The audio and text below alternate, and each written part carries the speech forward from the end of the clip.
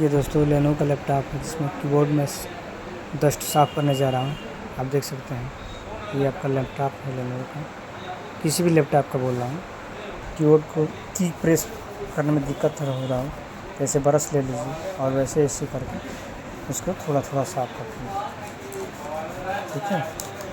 Short करना ये dust उठा देंगे इसको, ठीक है। तो डस्ट दिखाने जा रहा हूँ, देखिए ये देखिए, देखें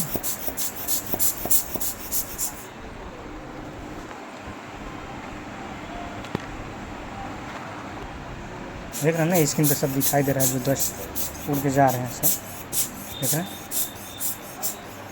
बहुत सारा कीबोर्ड पर डस्ट है। और ये आप क्लीन कर देंगे और कीबोर्ड आपका काम करना शुरू कर देंगे, ठीक है।